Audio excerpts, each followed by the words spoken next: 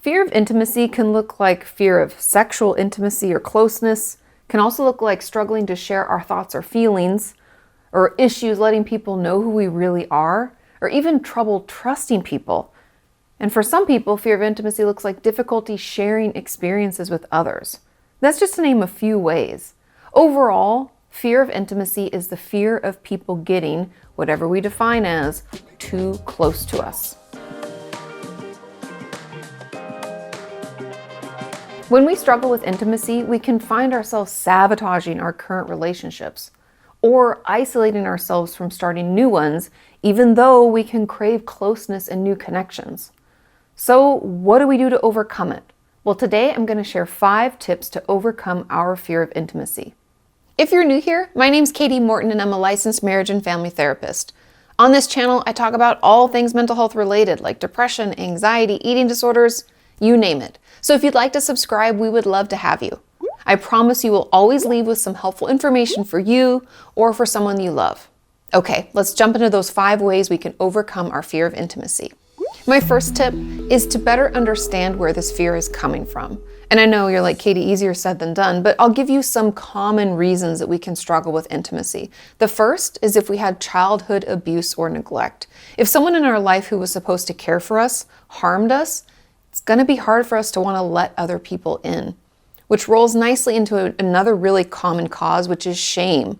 So if we think that something's intrinsically wrong with us, then we're going to believe that if we actually let people see us and know us, they're not going to like what they see. And that can prevent us from allowing people in. Another is a fear of rejection, right? And kind of off of that shame, like if I start to rely on them and start to want them around, then they're going to reject me and not want to be around me. And obviously you could see that low self-esteem could also cause this, right? If I think poorly of who I am and how I am presented to other people or how other people perceive me, I'm not going to want to let people know the true me because I think that it's going to cost me too much emotionally. And another reason that a lot of us can struggle with fear of intimacy is perfectionism, thinking that we have to be perfect in order to be deserving of love and care. And you can kind of hopefully see how this can all track out of childhood abuse. When we're harmed as kids and the people who were supposed to care for us and love us didn't, there can be a lot of unhelpful and unhealthy side effects that we can deal with as we get older, which is why it's really important that if we struggled with abuse as a child, we reach out to a therapist and see someone quickly, because the sooner we start healing from this, the sooner all different parts of our life are going to improve. My next tip is to get to know yourself.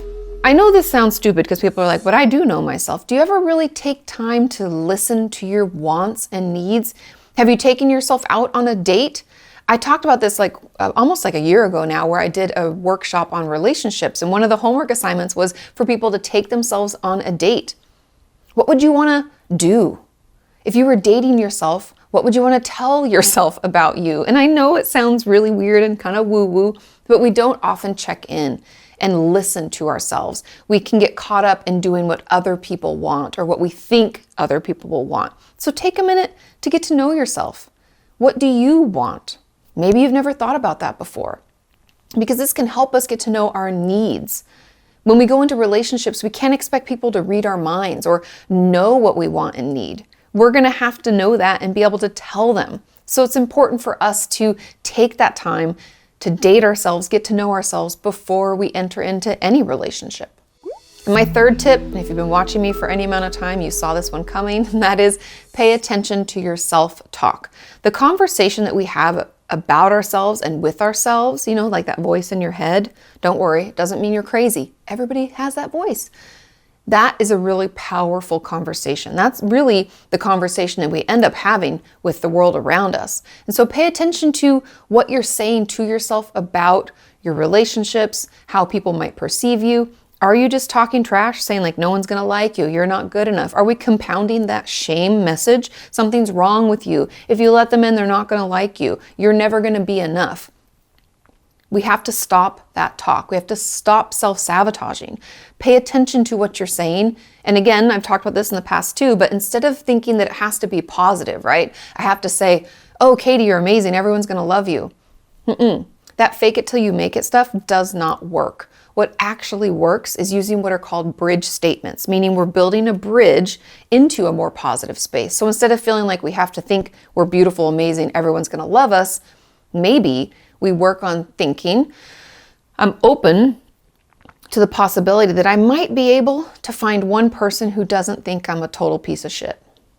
I know you're thinking, Katie, that's not very positive, but I tell you what, it's not as negative and you'll feel the difference. So pay attention to that self-talk and let's move it in a more positive direction, little by little. You got this.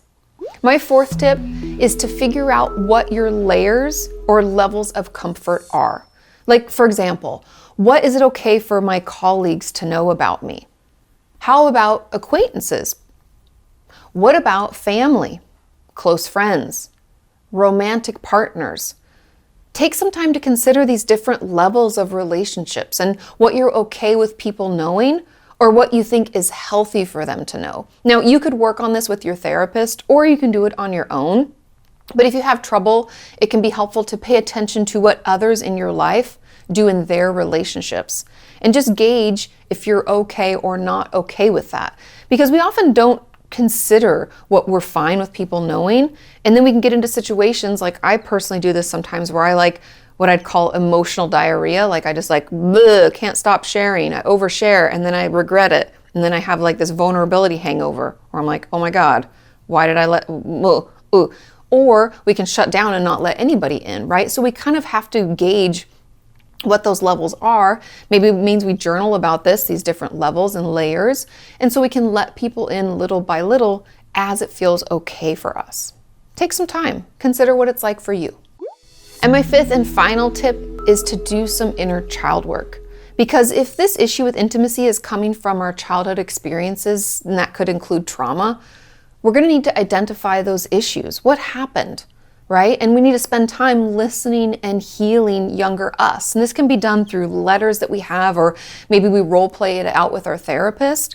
And I know all of this can sound really woo-woo, but trust me when I tell you it is healing and it works.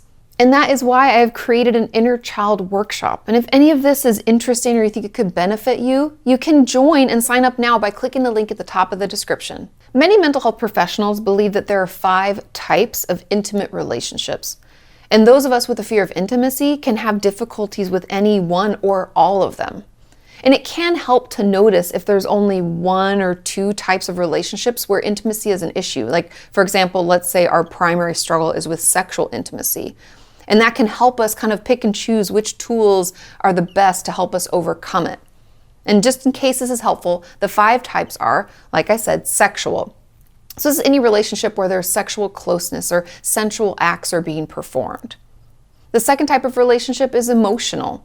And these are close relationships where we share about our feelings, our thoughts, and we form these deep emotional connections. And obviously you can see some relationships can span all of these, but it can sometimes help to tease it out. The third type is intellectual.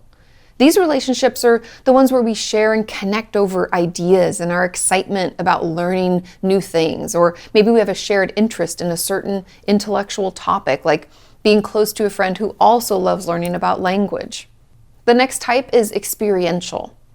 These are our relationships whose main form of connection is going to come from shared experience, like a relationship that's cultivated through travel, or maybe we always go camping with this person, for example.